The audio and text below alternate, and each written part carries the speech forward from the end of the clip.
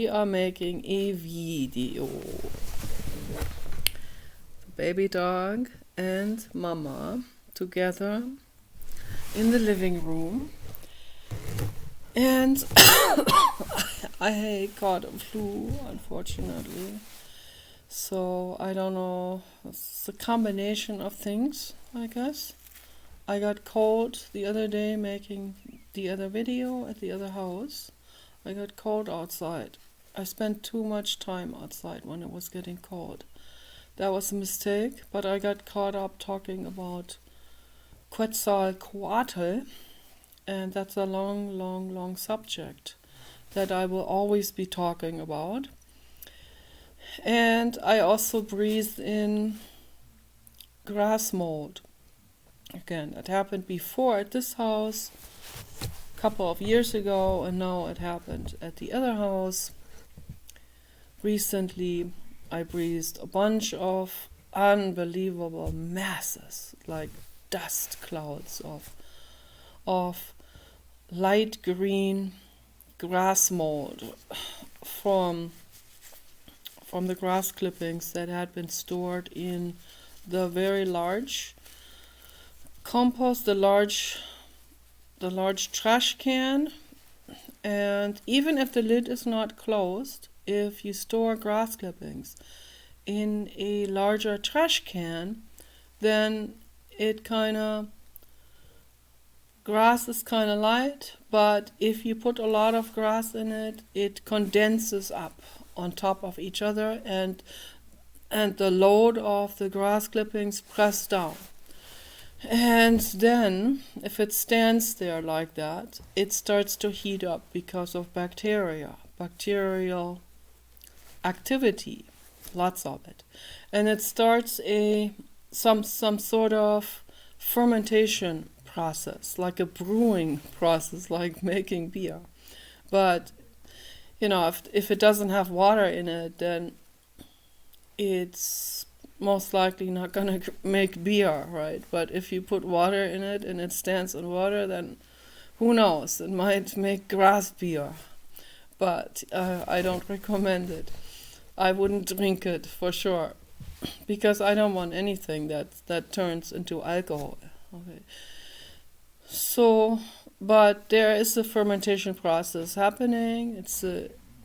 It always caused by, I guess, there are mold and yeast and those type of organisms, and they create this fermentation process.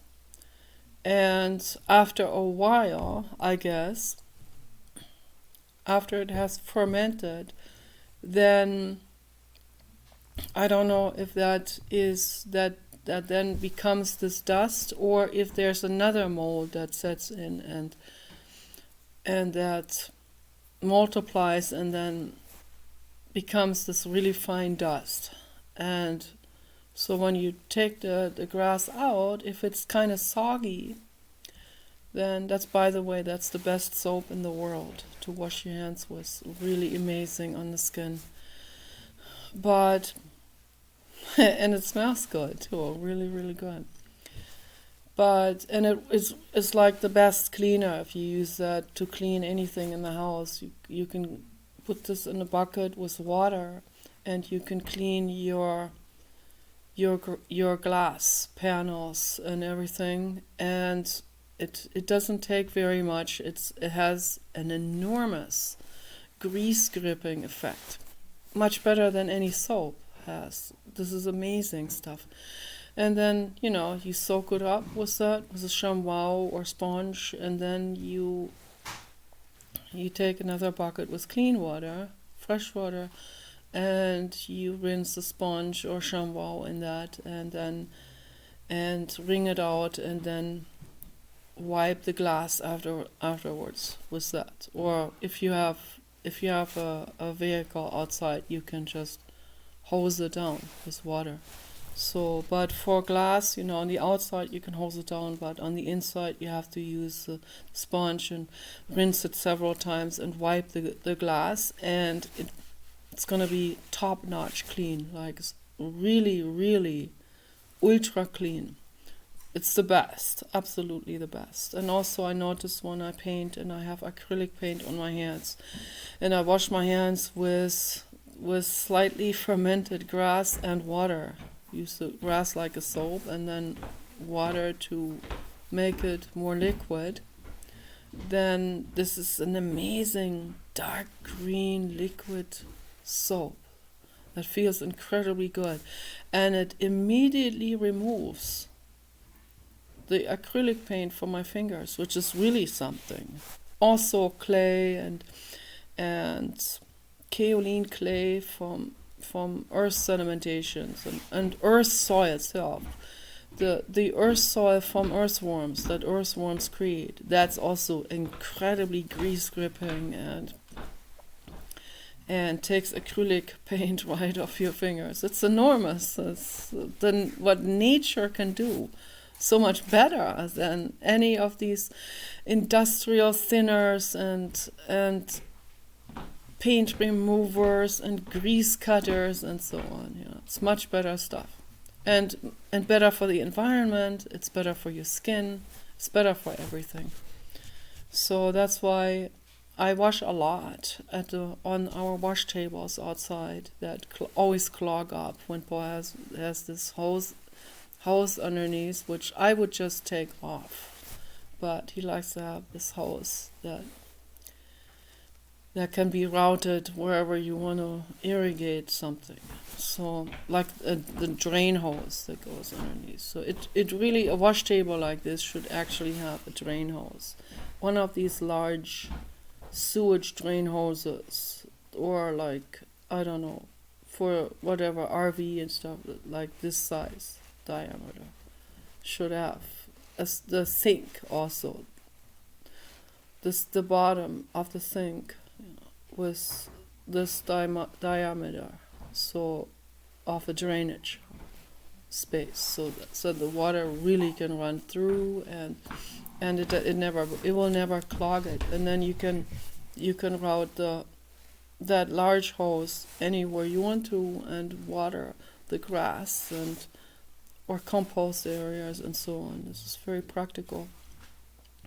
So I use these wash tables outside, and it's really nice and practical and very, very efficient and sufficient. So and eco-friendly. I really recommend that. So, but I also use soap bars in the house, of course. He doesn't allow me to use any of the nature stuff in the house because he thinks that it will clog the pipes, and I think that will happen. So, because, the piping system in a home, that's not efficient at all, in my view. I don't know why they make them narrow. Maybe deliberately so that you have to call a plumber and pay more money, or I don't know. That's what this is about. But, it's not efficient planning for architecture. So all of this should be considered and included, which I would do if I was to design a house.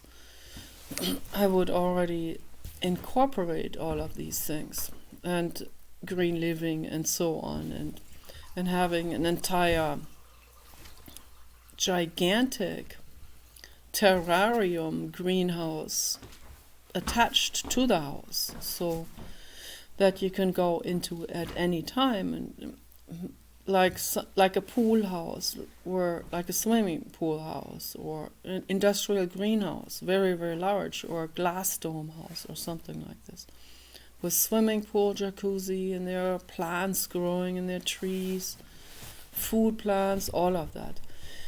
And that's good air, that's very warm air, which will heat your entire house as well. And so I think that's good to have two segments, like one glass tunnel commercial greenhouse segment of the house, segmentation, and then the other one enclosed with a metal roof or something like this. And during the summer you can use drip irrigation to keep it cool. That works better than air conditioners. It's all green, earth-friendly solutions, you know. And in the winter, you let the air in from the greenhouse, and it will heat up the entire house. You don't even need a heater.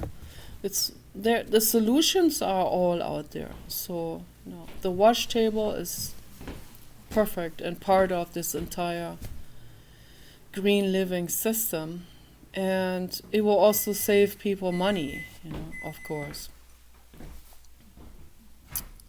Yeah, but in the house I bought grandpa soap for this house here, and it smells so good. And at the other house I have a soap that was made in Turkey by a women's group that were working for women's liberation and women individual power and financial stability for women. And I think that's a real good project that I definitely support.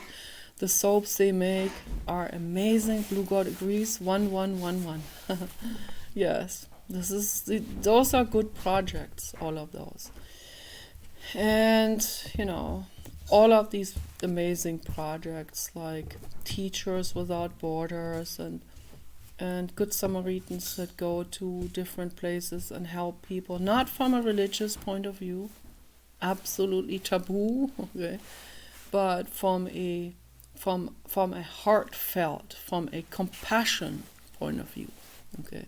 People that go to different places and teach and educate people on how to become more self-sufficient and so on, and also to help people understand that violence is not an option, hunting is not an option, or, you know, exploiting the environment or animals is not an option for this world at all.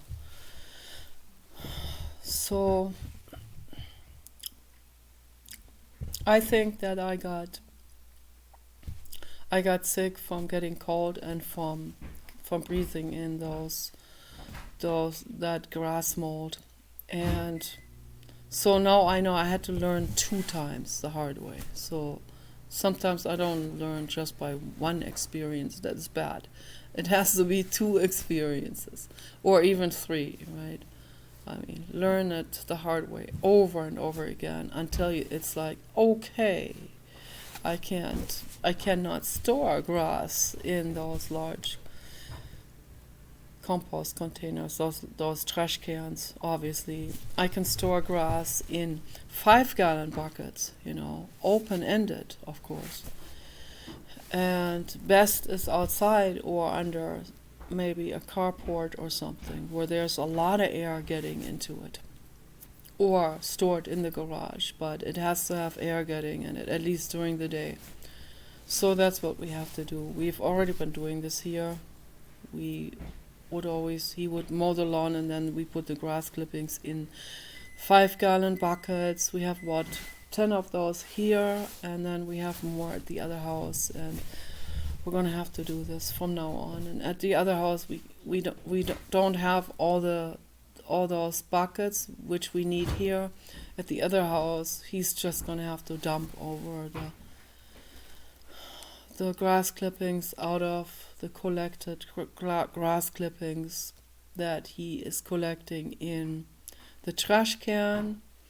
And we bring this to the other house. We have to immediately turn it over and dump it outside so that it can air out. So never let that sit in there ever again. Okay, that is brutal, really brutal. So it causes like a dry cough, like this, like a barking cough, and it's really painful here in the lungs, in the bronchial area and all of it. So particularly the bronchial area. So I don't think I caught a virus. I think it is those grass clippings. And then getting too cold will definitely cause the immune system to work extra hard. And then, or, you know, if you're not warm enough, then that happens a lot, that you start coughing, that it does something to the lungs, and it can cause inflammation and so on. Or, then I don't know how this exactly works, but it definitely has an effect on the lungs, and it causes the immune system to work extra hard and gets strained. So that's never good to get too cold, and never ever again breathing grass mold or any mold. Stay away from mold. Clean mold up as good as you can, but not with conventional harsh methods. So you have to use biological, organic, earth-friendly, holistic methods for that. That's because the harsh chemicals are even worse than the mold itself. So that's really bad for animals, environment, gets into the groundwater and so on. So you have to use earth-friendly products, absolutely. And sodium carbonate, sodium bicarbonate, but sodium carbonate is even stronger than sodium bicarbonate. So sodium carbonate is also sold in hardware stores. And because they know the majority of the customers that come to hardware stores, they're kind of like macho type of people. That's why they don't even put earth-friendly in large letters. I guess they have that in fine print underneath somewhere. Because whatever they put on their label is serving an advertisement and targeting certain groups. For example, Just Mayo, that product, Just Mayo, they don't even advertise it as vegan, because then only 50% or even less than 50% of people would buy it. Because other people that go vegan, nah, they're too macho for that, right? So they already know all of these different customers and these different demographics. They've studied people in depth. They know you very well. They know exactly how you function. And they target their products accordingly to people's egoic needs, ego identifications, and so on, which is totally ridiculous because it doesn't make any sense. But then if they don't have vegan underneath, then people buy it and they go, tastes great. Let me use that for my barbecue grill and all of that. And so put that right. I don't even want to say it. What they put it on their plate and eat it with potatoes and their, I don't even want to say it, the horror they put on their plate. Okay, so, but they don't notice that it is vegan mayonnaise. They just think it tastes amazing and fresh and just gourmet, right? It's also a little bit more expensive, and also so rich people will buy it, and rich people probably with carnivore identification will buy it too, and they don't know that it's vegan, and they don't. If they knew, they go, "Oh, this is hippie crap, whatever." That's just for hippies. But if they don't know it, they go like, tastes really good, and it's amazing, better than any of the other mayo. So, but whatever, that's what I'm talking about. This is the kind of stuff that irritates me a lot. So, yes, I observe this too. As a hobby psychologist that I am, I'm not a market psychologist. I would never trick anyone as a market psychologist. So no, I would use market psychology to make the world a better place, right? You can use that for that purpose too, and talk all of this out and bring this out to the public. So, yeah, but there are earth-friendly and skin-friendly and animal-friendly solutions out there, and tools, and and soaps and solutions for literally solutions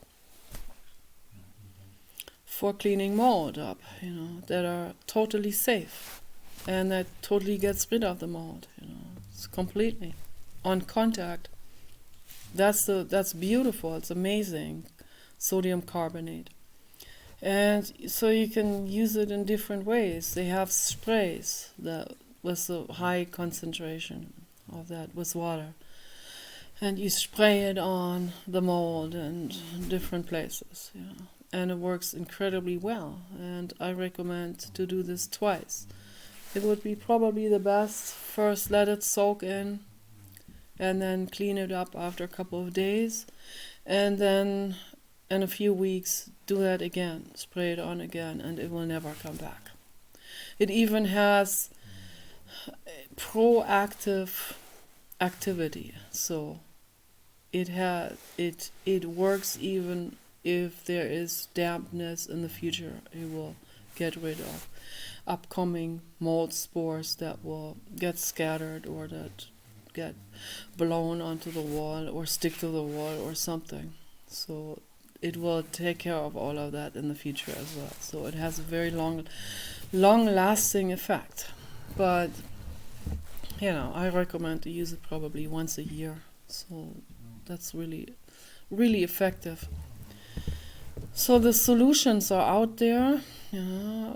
Earth-friendly solutions are out there, but people have ego identifications, and because of ego identifications, they will not use the earth-friendly solutions because they identify hippie or whatever something with it, And I tell you something, if it wasn't for the market psychologist advertising to different target groups with their different ways of promoting and targeting ego identification specifically and knowing all about it, without them advertising in this specific way, I think that maybe the identification of, let's say, a large, big, fat truck driver identified with being a carnivore, or so ridiculous, because they pay for it with their health. So, or whatever it is that people identify themselves with, So, and it's usually men. Men have these ego identifications. I mean, women wear men underwear, for example. So it's like just because I wear men underwear doesn't mean this is now taking away my female identification or something. It's ridiculous, But with men, that's the case. If they would wear a woman's underwear. A straight truck driver who weighs 300 pounds and who thinks he is badass and carnivore and he's a tough guy, If he was to be made to wear pink underwear, which the former mayor, I believe, from New Mexico, that's what he made the prisoners do. And it worked very well. It humbled them down, actually. It humbled down their egos. And then some of them wrote about this, very angry, that was hard on me, this pink underwear. That was hard on his ego, my goodness. Oh, man.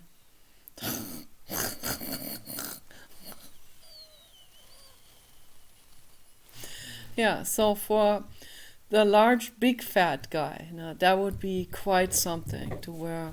I knew there was this neighbor we had. He came over one time. He was asking us if we hear all the noises there that were keeping him awake. But that was next to his house. and he said he can't stand it anymore. A prison guard, he has to move. And I had a bunch of kitty cat postcards. And me, stupid and naive and nice as I always am, I wanted to do something good for him. I thought he was nice, so I hand him like 5 of these kitty cat greeting cards with envelopes and all of that, And I said, would you like to have those? I have extra, so if you want some, you can have some. He looks at it, and the way he handed that back at me, like it was something obscene or taboo. And why? Because he, the tough prison guard, he doesn't have kitty cat postcards in his house. What is Nicola thinking, right? And that's how like it was an insult. He actually felt insulted by that.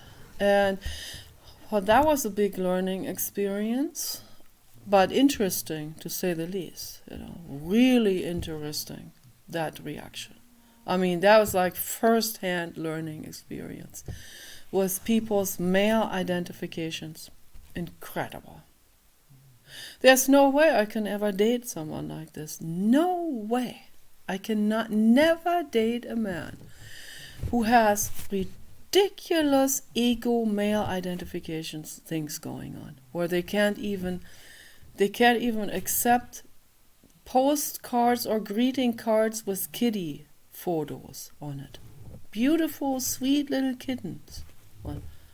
With ribbons, around their necks or around the ears or the fluffy fur and so on.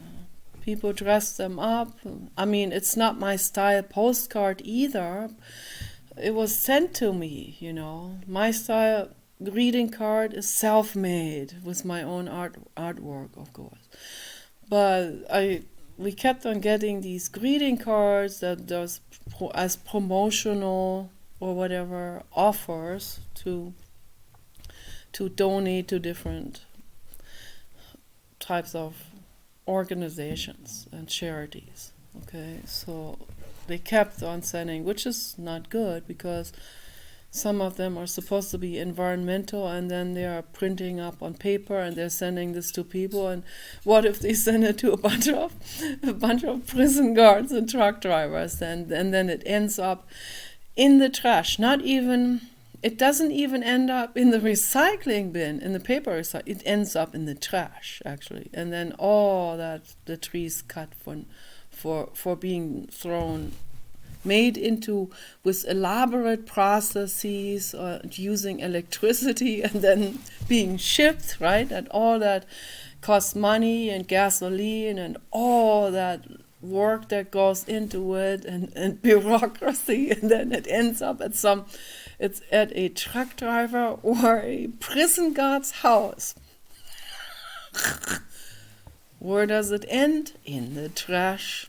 Yeah. Because he can't even touch it with the whole hand. He has to touch it like this here, like putting it in the trash, right? And that's the kind of man that I have absolutely no time for at all whatsoever.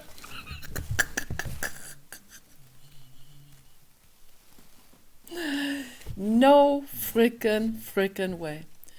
I take anyone else other than those type of men. Nah. Even if I can't get any other man, I would live with a woman and we give each other foot massages. And I live like this for the rest of my life. I will do, okay? So, I will not go for a truck driver or prison guard with that kind of attitude. I'm not saying every prison guard and truck driver has that attitude. Probably almost every prison guard. This is my guess. Yeah, okay. Because I'm a very strong market psychologically observing hobby psychologist. That's why. But truck drivers, they come in all kinds of shapes, and many of them are women also, of course. But yes, just among the truck driver men.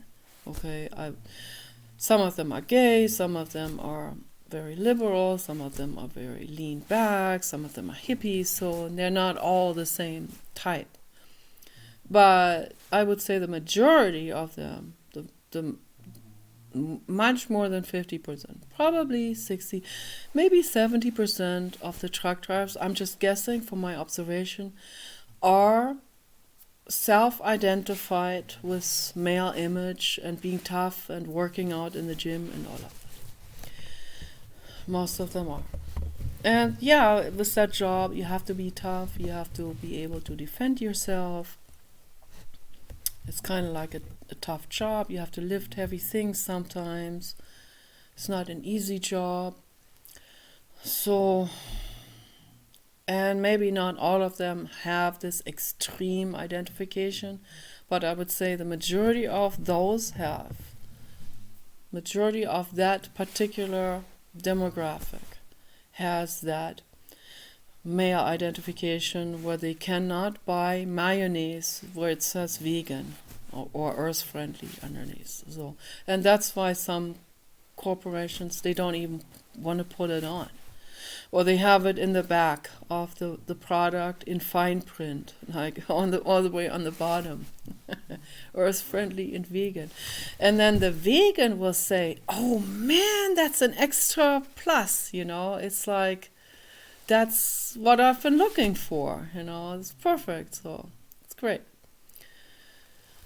So, and yeah, I only want to buy those products that are good for the earth, that are good for the planet, good for the animals, good for the forests and nature, groundwater, oceans, all of it, Only those products I want to buy and make myself also, that's the best thing to do. And the fashion designer Vivienne Westwood, amazing woman, she always said, reuse, recycle. Reuse and recycle your clothes and make something new out of old clothes. That's what I'm doing. That's what I have been doing now for the last 10 plus years, and it works very, very well. When my t-shirts get too tight fitting, I saw something into it, like I cut it open in half, and then I cut a slice of a bed sheet, this one in turquoise, and I sew the slice of bed sheet into the t-shirt. So that is cut in half, cut open in the front. And then I have this t-shirt insert in there to make the t-shirt wider. And that's a lot of work, some people will think, just for a t-shirt. Hand sewn, where you lose your thread all the time. Sewing meditation, your whole childhood comes up while you're doing it. Some people think it's not worth it, but I'm telling you, it's absolutely worth it for planet Earth to do this. Absolutely worth it. So that needed to be said. We're looking for a realtor right now.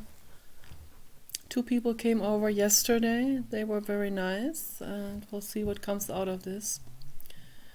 And I hope they buy the house. I hope they themselves buy the house. Then we don't have to, it doesn't have to be appraised any further, or don't have to have a bunch of people come through here, or customers, or whatever.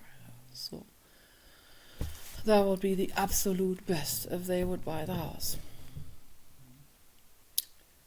then we don't have to worry about all of these things when you don't have insurance, particularly. So, and I also, blabbing and blabbing and blabbing my entire life, everything, and blabbing about everything. That's my nature. I blab and blab and blab. I blab the shit out of people.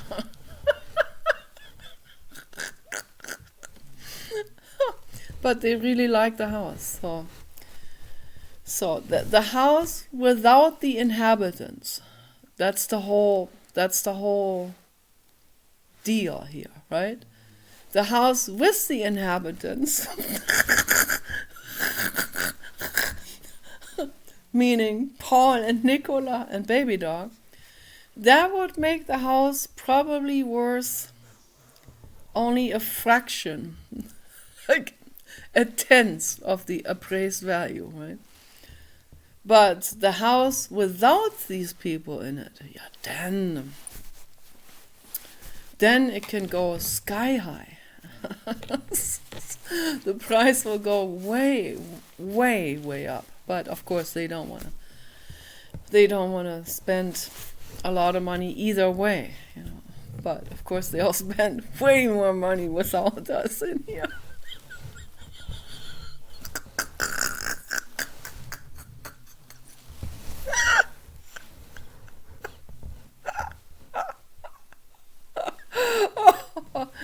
Yeah, it is what it is. Grass mold, baby. So, but it's healing up and it just takes a while. It was much worse when it happened the first time. So when it happened the second time now, I caught myself before it got to that level of coughing that I had when I had the yellow grass mold here. For some reason, this grass creates yellow grass mold powder, and the other grass creates like ET green grass mold powder. I don't know why that is. It's a different type of grass or something. But the effect is the same. So I don't want to experience that again. That's not fun. So, but anyway, I have to be very careful. So when I caught myself, I think at the second day when the grass mold already got it, the progression of the mold powder has like it got to the point. In the beginning, it was like, yes, I can still use it. No, but then or 2 or 3 days later, it was like, okay, I caught it. I caught myself then. After already breathing it in for 3 or 4 days, right? I finally caught myself and I said, oh, wait a minute. I remember I've been through this before. Yeah, said one of the neuronal connections. And so we had to take this outside and dump it out there on the cement on the pavement slab and let the animals sort all of that out. And then I still used some of this, but after it had aired out, and I use it for my compost toilet, but I looked the other way while I was putting it into the bucket, and outside it gets diffused, and so the wind protects you kind of. I almost wore a medical face mask, but I thought, no, I'm just gonna dump all of this outside and not gonna bother with that again. So I use fresh grass. We have to put it in the 5-gallon buckets. Okay, I'm talking about this because I might help someone else who is doing green living, and so you don't have to get sick and reinvent the wheel. So listen to old grandma with grandma experiences, right? So, no, not the average grandmother experiences. So that's not what your average grandmother goes through. What I'm going through, yeah. That's because green living, it comes with risks and it comes with a bunch of things, learning experiences. It's an ongoing learning experience. It's not like you read it somewhere in a book and then you just copy that and then you go from there, or you learn something about growing your own greens and then learn it from someone else and then you know it all. No. Each region is different. There are different insects. It's different at the equator than it is in the desert, or than it is in a city or land area, rural area, or northern regions, where there's southern regions, and so all of these different. There are many different climate zones on this planet with different trees and plants and different molds, right? Molds with that mold powders that come in different colors and may have slightly different effects. Who knows? It might even cause something unforeseen. It might turn your eye color green or your hair green, which happened already. It's a little bit green now, my hair. But that's okay. I'm not worried about it. So what else did I want to talk about? I'm not showing you. I'll show the baby dog instead. Yes. The house comes with that incredible work-fit exercise bicycle that Paul used about 5 times in his entire life. It's almost like new.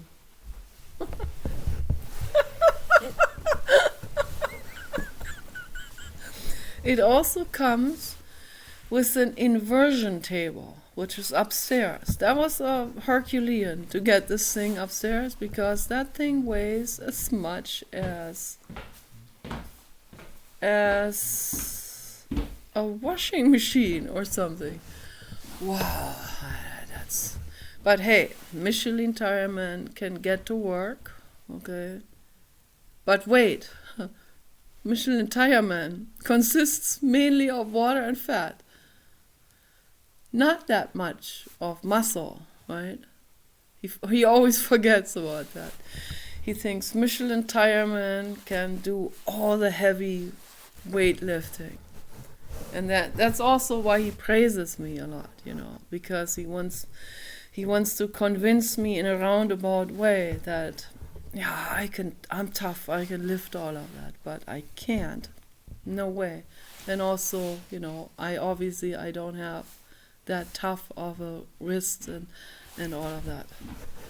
So he caused me carpal tunnel inflammation. I talked about this before. I don't want to get into a complaining mode now, but that was not fun, carpal tunnel. So my message to all grandmothers out there: don't let your husband talk you into doing something that doesn't feel right to your natural sense perception, right? If this something feels too heavy, like the inversion table, upside down table, which like nobody needs in their household, right? Say no to it. Say no to carrying an inversion table up an entire fleet of stairs, okay? Because I don't recommend to you to do it. That can cause a carpal tunnel inflammation of the worst type, and then you can't use your entire hand for whole months. It hurts so bad, even if you do this here with the little finger. It hurts so bad. You can't use your hand at all for 1 month. it's so painful, so extremely painful.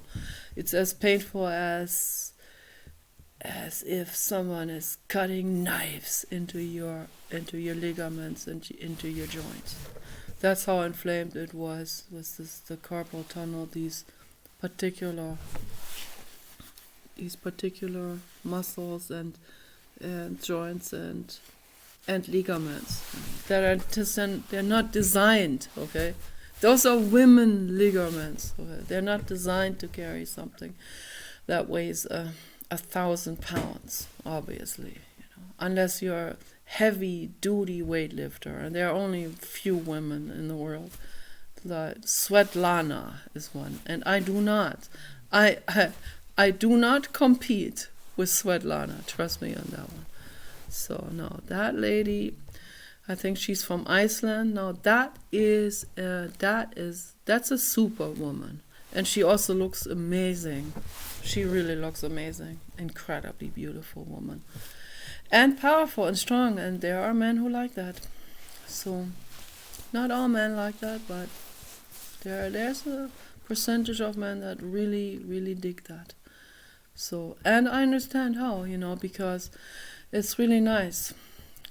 Strong women, muscular, strong women, tall, strong, tough, that they also make very protective mothers and workers in their own house, of course, hopefully, and not working for someone else. So, or working for someone else, but not in exploitational type of way. So be strong and healthy and tough. That's good. Very good. I'm strong, but obviously cannot reach those kind of levels. Or like Steffi Graf or Gabriela, what's her name? The tennis player ladies. There's no way I can keep up with someone like that. So, but it's good, It's good to be tough. It's good to be strong. It's good to work out. I don't work out, but I still have the right to tell people to work out and to exercise and all of that. And it's really good to exercise on fresh air. That's really the best. So the house also comes with another exercise bicycle that's in the garage. And that I painted that. It was a bit rusty. So I painted my artwork on it. And that's a very mechanical one. And the old-fashioned type, and it works very well. I think that's the type it's like rowing in a boat. And that facing towards the forest, when you open up the garage door, then you have fresh air coming at you while you're doing it. And then you can close the garage door and it doesn't get rained on. So that's the ideal spot down there for that, I think. So what else did I want to say? I'm saying all of this. I'm just saying everything that's on my mind. It's like crazy. No. I don't know if I'm saying this like I'm talking to the people that are interested in buying the house. But I'm not even so sure if I want them to watch my videos because it's kind of embarrassing.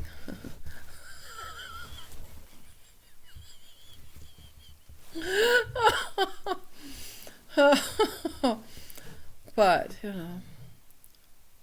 so I don't know. Maybe it will make them snicker. So that would feel good to me if I can make them smile, if I can make them snicker, that would make me feel good.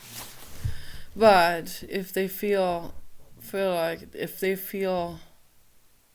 totally put off by my videos, that would not be good.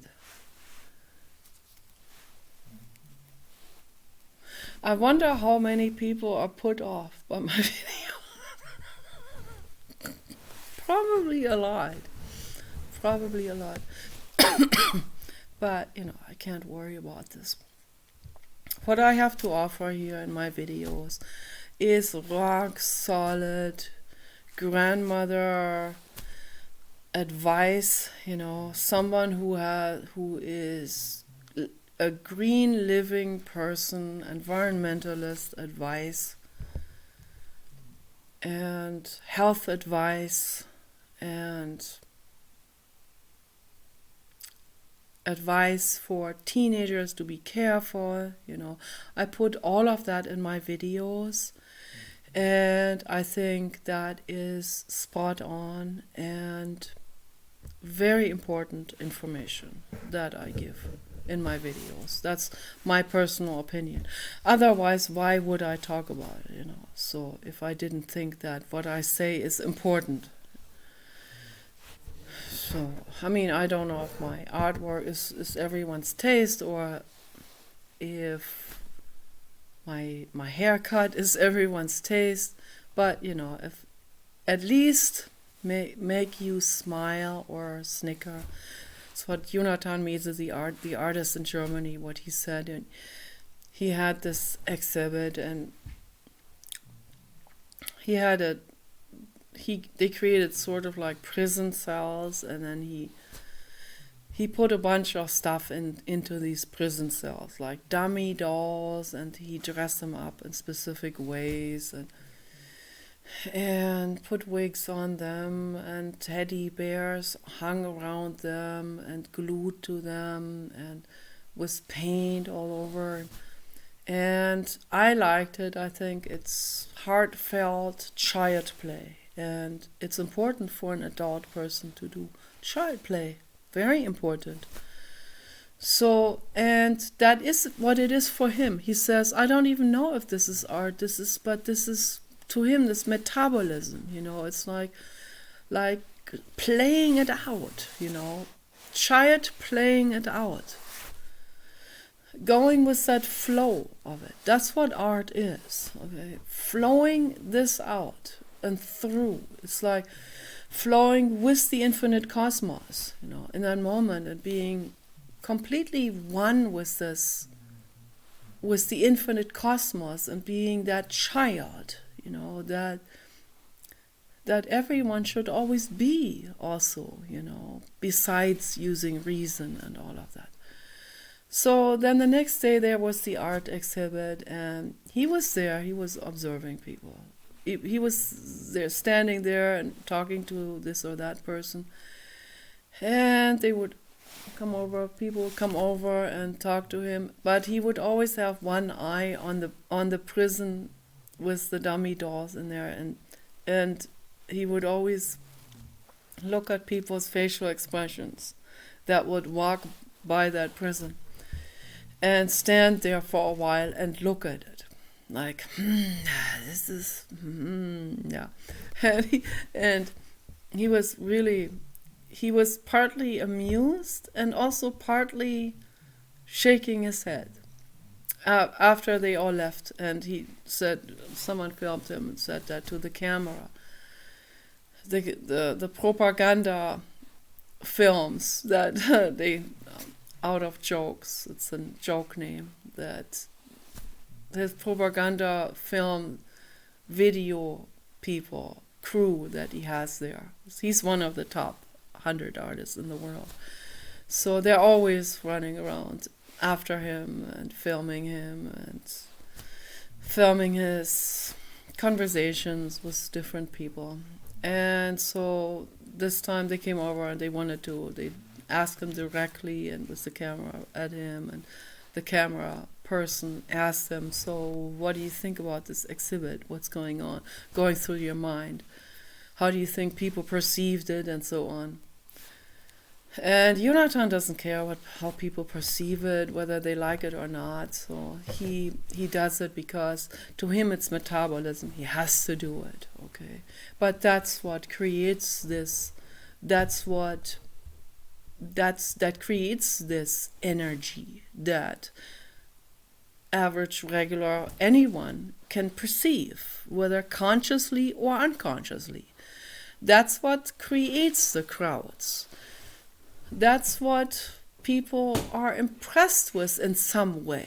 There is this adult man with long hair and black clothes and glasses, usually sunglasses. And he stands there and he is ruthlessly himself, right? And he makes ruthlessly himself the art projects. And it doesn't matter what happens with people. He's not making it for anyone. But that has an energy of freedom. And it does speak to people, unconsciously or consciously. For most people, unconsciously. Okay, but for a few people, they're consciously aware, and they say, "Yeah, this makes me feel more free. This is an inspiration. I should do the same thing." But most people are not consciously aware of all of these things that are going on inside of their biochemistry when they see something like this. But his art radiates out freedom, It radiates out clown freedom, and my artwork does too, 100%.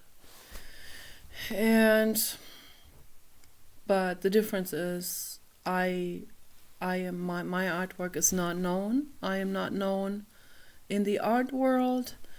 And I probably will stay unknown in the art world. But I can cry rivers over that sometimes. But it doesn't matter what happens with that. Again, I'm doing this also for my metabolism, for the child inside of me, right? It is flow, it is creation process, it's power, it's freedom. Okay, it wouldn't matter what the current fashion situation is, or who is famous, or whose eyebrows are done like this. In the 70s, eyebrows were thin and small, and in the 60s they were like this here, like retro. Later on, that was viewed as toilet lady, or like someone who is retro in every way. And then they had to make bigger eyebrows, and then we have a whole lot of refugee women coming in with very, very bushy, naturally bushy eyebrows. And they don't pluck very much also. And so that has an instant effect on the fashion trend, immediate effect on the fashion trend. And people are that easily drawn by fashion, right?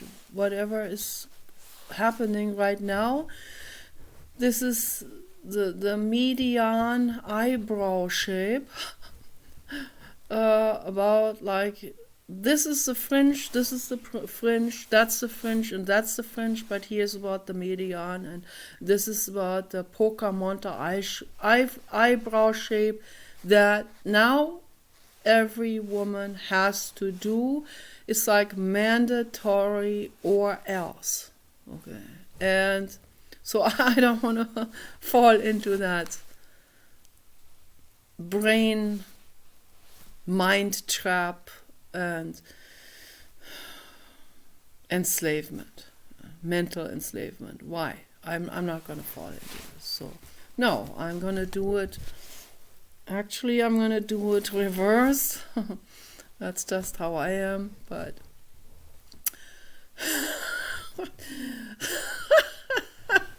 I always go into reverse, Something goes into fashion, I go right back to the 50s and 60s. I promise to you. I double it down, okay? I double down the thinning of the eyebrows and the bangs and all of this, looked down on as being demented, right? And Paul would always find fault as long as I've known him. He would find fault with me.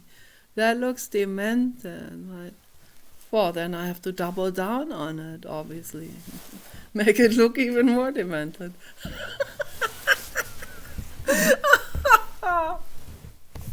But that's the artist in me. That's who I am. And I think there was a phase where my brother was half appalled by everything that I created, by the artworks and my sculptures, half appalled and irritated, more irritated than appalled, and half of his feelings that went through his brain, or there was sort of some kind of eerie fascination with it. So, like, something inside of him said, yeah, this is kind of wholesome. But the other half is the ego identification half that is against wholesomeness. Because, for example, we both went to Waldorf school.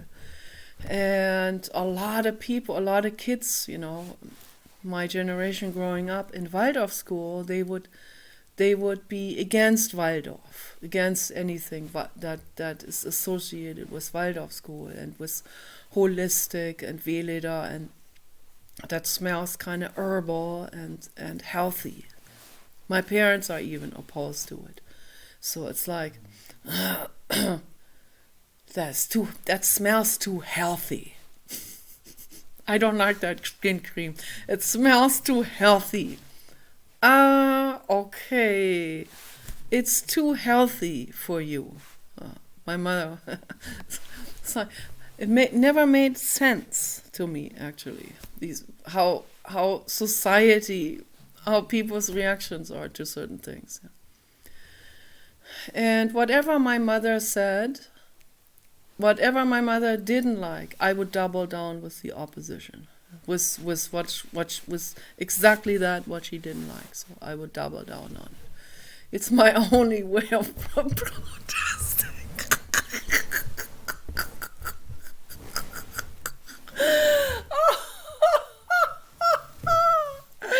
And my brother, he was like half drawn to it, like half interested in that freedom and in the healthy part and a wholesome part, but half appalled, half irritated. Irritating. Why do you do this like a child? Well, I do every single bit of it on purpose, okay? 100%. It's all on purpose. Every shape I make, every artwork I make, it is very much on purpose and deliberate. And particular, I don't want to show Paul, but in particular, these two sets there, the park and the spaceship. Okay, with all the sculptures on top. So whoever buys our house, I hope they love my artwork. I hope they value my artwork. Oh, it's already an hour in. I can't believe it, how fast the time goes by.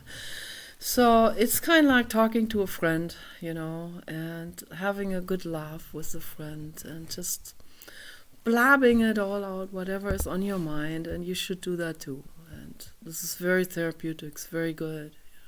I cried earlier, so I usually don't put the crying into my videos, because when I cry, that usually happens before I make the video. And then I'm also more relaxed to make the video and be much more present with the video after I cry all of these things out. I cry almost every day for an hour. Sometimes for 2 hours, right? And some people will think, why you must be suffering from depression? Are you suicidal or something? Well, the people that suffer from depression, they can't even cry, right? They cannot cry. That's why they're in the state of depression. Okay, that's real serious. That's real bad. You have to cry it out. if you cry it out, you will not go into depression. Depression, as Arjanov always said, depression is repression. When you're in a state of depression, you're in a state of repression. You are repressing something that wants to come up and be felt. Okay, you are pressing down something that wants to take its course through your head and out your tears and expressing it, talking about it, making artwork about it, and so on. It wants to express itself in a non-reactive, not in a retaliative way. It wants to really express itself as a child needs to express itself in exactly the way the child feels. So if a child is oppressed and repressed by their parents, then that brings on severe mental illness later on. Okay, so, and that's what we want to heal, because we all experience this in some form. Some people have much worse than others, much worse, and I feel for them, all of them. I feel for everyone who had parents who did not allow you to paint the way you wanted to paint, or to express the way you wanted to express yourself as a child. That causes severe, massive, as Arjanov has specific terminology for that. It's like ongoing, massive, primal pain, okay, that is caused by that. And when something suddenly happens, some sudden incident that is traumatic, he calls that a major primal scene. So, but that's usually comes together with the ongoing repression, oppression, and whatever, reprimandation, physical punishment, and so that causes real serious trauma in people. And it's real. I feel really, really bad for people that had been through this. It's really, really terrible. I had it better in that my dad was always in support of me making artwork and expressing myself in any way I wanted to. So I give him my highest respect for that. So I probably would not even be on the same healing path right now at age 59. Okay.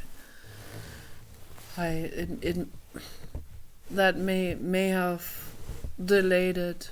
If I didn't have a dad that supported me with my artwork, then I would probably get to where I'm now in 20 or 30 years, if I'm still alive then, or ever get to it, right? So you might never get to it. Or if I didn't have Annalise as my child therapist from 5 to 8. From 5, almost 6 years of age to 8 years of age. I went to see Annalise twice a day. I went to see Annalise twice a week. My brain is mixing things up. So twice a week, I saw her for an hour, okay, play therapy. And that was very intensive psychoanalytical work that she was doing with me, but on child basis, of course, not through analytical talking. And on child basis, it also goes much deeper, of course, because the child that's pre-language processing. That's processing through expression and art, and also performance art and all of this, and play and Casper theater and all of these type of things. Very, very important. By the way, I got the my puppet ideas, was the crocodile and the giraffe. That was introduced by a psychologist. I forgot his name. A psychologist from the United States. And Annalise was inspired by him as well, and she picked up on this as well. So a long time ago already, and she incorporated that into the child play therapy that she did with me. So if I didn't have Annalise, there's no telling how I would have ended up later on. Okay, so I can't even be 100% sure, so there's all kinds of paths that I could have taken if I didn't have that, right? So being highly sensitive, having Asperger's, and being brought into a very loud and a very aggressive and very neurotic and toxic environment.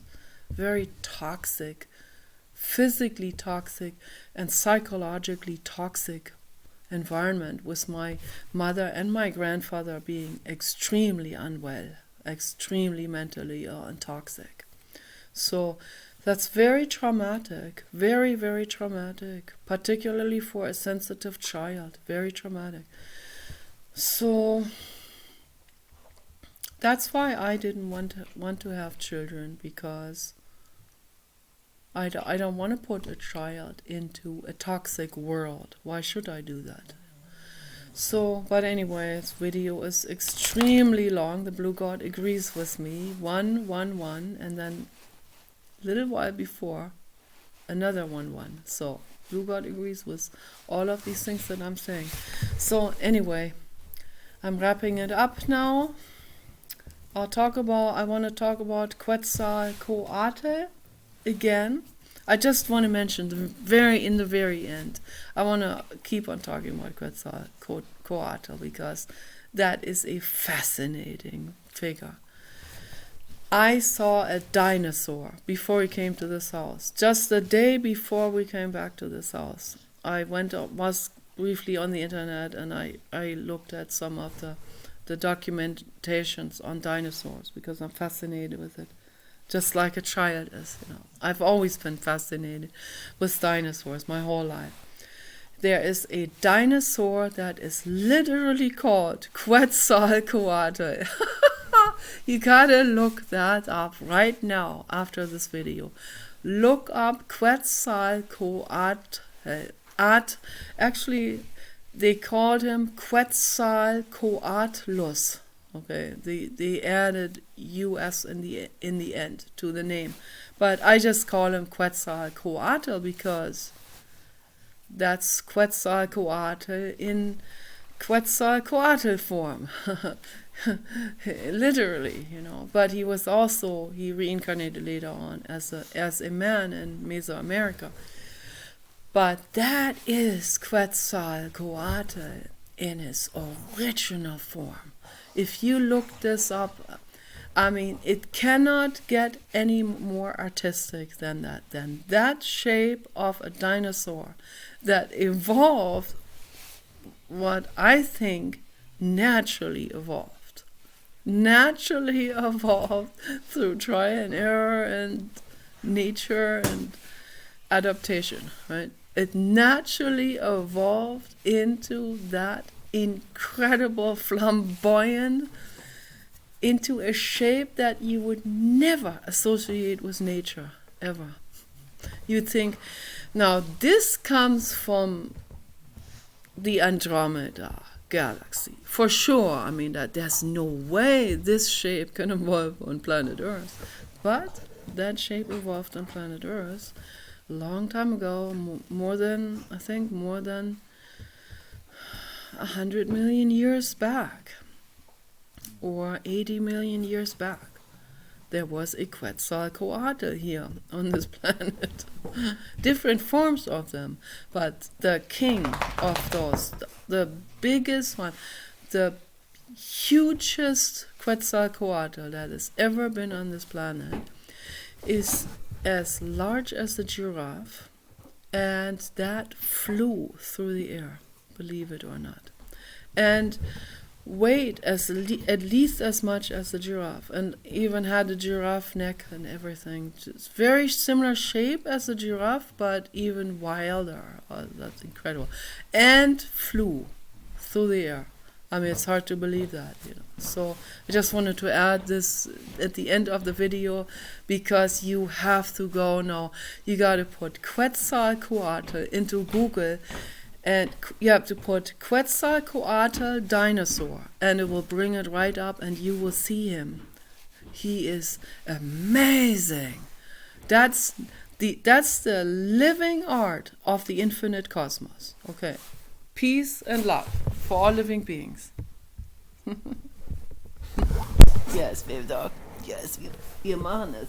Oh ja. Oh yes, oh yes, oh yes.